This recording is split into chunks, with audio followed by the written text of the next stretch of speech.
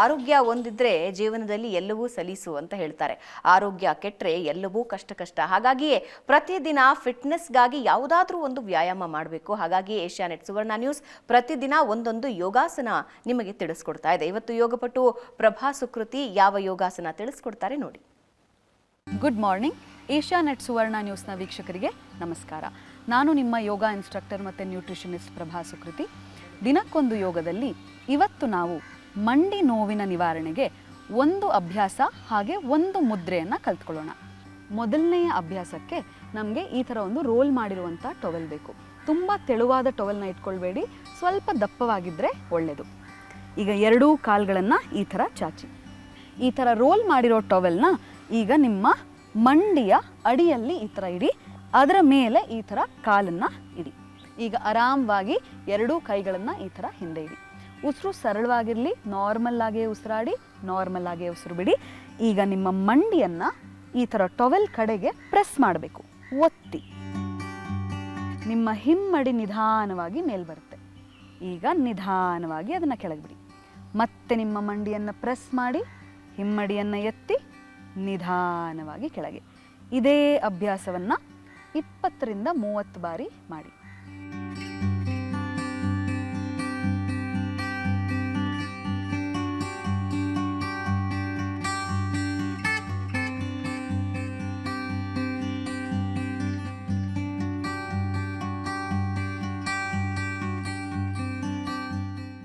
ಇದೇ ರೀತಿಯಾಗಿ ಟವೆಲ್ನ ನಿಮ್ಮ ಎಡ ಮಂಡಿಯ ಅಡಿಯಲ್ಲಿಟ್ಟು, ಎರಡೂ ಕೈಗಳನ್ನು ಹಿಂದೆ ಇಟ್ಟು ಮಂಡಿಯನ್ನು ಪ್ರೆಸ್ ಮಾಡಿ, ನಿಮ್ಮ ಹಿಮ್ಮಡಿಯನ್ನು ಮೇಲಕ್ಕೆ ಎತ್ತಿ ನಿಧಾನವಾಗಿ ಕೆಳಗೆ ಬಿಡಿ. ಪ್ರೆಸ್ ಮಾಡಿ ಮೇಲಕ್ಕೆ ಎತ್ತಿ ನಿಧಾನವಾಗಿ ಕೆಳಗೆ ಬಿಡಿ. ಇದೇ ರೀತಿಯಾಗಿ ಎಡಬದಿಯಲ್ಲೂ 15 ರಿಂದ 20 ಬಾರಿ ಅಭ್ಯಾಸ ಮಾಡಿ.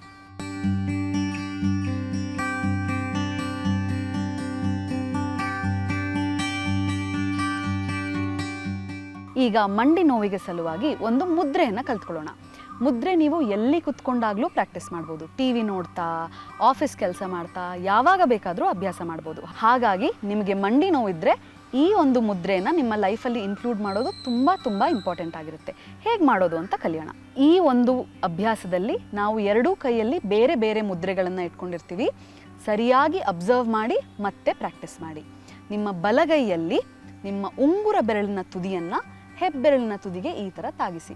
ಪೃಥ್ವಿ ಮುದ್ರಾ ನಿಮ್ಮ ಬಲಗೈಯಲ್ಲಿ. ಈಗ ಆ ಕೈಯನ್ನು ನಿಮ್ಮ ತೊಡೆಯ ಮೇಲಿಡಿ. ಎಡಗೈಯಲ್ಲಿ ಆಕಾಶ ಮುದ್ರಾ. ನಿಮ್ಮ ಮಧ್ಯ ಬೆರಳಿನ ತುದಿಯನ್ನು ಹೆಬ್ಬೆರಳಿನ ತುದಿಗೆ ಈ ಥರ ತಾಗಿಸಿ. ಎರಡೂ ಬೆರಳುಗಳನ್ನು ತುಂಬ ಒತ್ತಬೇಡಿ, ಸುಮ್ಮನೆ ತಾಗಿಸಿದ್ರೆ ಸಾಕು. ಈಗ ಎಡಗೈಯನ್ನು ಸಹ ಹೀಗೆ ತೊಡೆಯ ಮೇಲಿಟ್ಟು ಬೆನ್ನು ಹುರಿ ಆದಷ್ಟು ನೇರವಾಗಿರಲಿ. ಕಣ್ಣನ್ನು ಮುಚ್ಚಿ ನಿಧಾನವಾಗಿ ಉಸಿರು ತಗೊಳ್ಳಿ. ನಿಧಾನವಾಗಿ ಉಸಿರನ್ನು ಬಿಡಿ.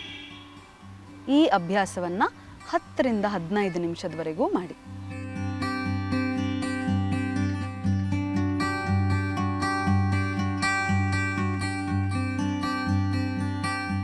ಇದಾದ ನಂತರ ಯಾವುದೇ ಒಂದು ಕಾಯಿಲೆಗೆ ಮುದ್ರೆಯನ್ನು ಪ್ರಾಕ್ಟೀಸ್ ಮಾಡಿದ ನಂತರ ಪ್ರಾಣ ಮುದ್ರೆಯನ್ನು ಮಾಡೋದು ತುಂಬ ಇಂಪಾರ್ಟೆಂಟ್ ಆಗಿರುತ್ತೆ. ಹೇಗೆ ಮಾಡೋದು ಪ್ರಾಣ ಮುದ್ರೆ? ನಿಮ್ಮ ಕೊನೆಯ 2 ಬೆರಳು ಅಂದರೆ ಉಂಗುರ ಬೆರಳು ಹಾಗೆ ಕಿರುಬೆರಳಿನ ತುದಿಯನ್ನು ಹೆಬ್ಬೆರಳಿಗೆ ತಾಗಿಸಿ, ಅದನ್ನು ಸಹ ತೊಡೆಯ ಮೇಲೆ ಮೇಲ್ಮುಖವಾಗಿ ಇಟ್ಟು ಕಣ್ಣನ್ನು ಮುಚ್ಚಿ 5 ನಿಮಿಷದವರೆಗೂ ಹೀಗೇ ಇರಿ.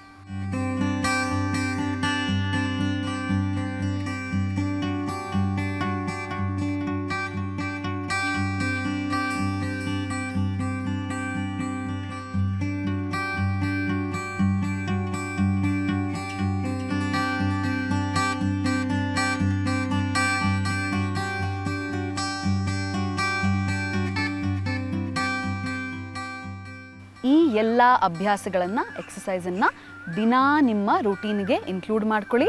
ಹಾಗೆ ಈ ಮುದ್ರೆಯನ್ನು ಸಹ ದಿನಕ್ಕೆ 2 ಬಾರಿ, ಅದಾಗದಿದ್ದರೆ 1 ಬಾರಿ ಅಂತೂ ಮಾಡಲೇಬೇಕು.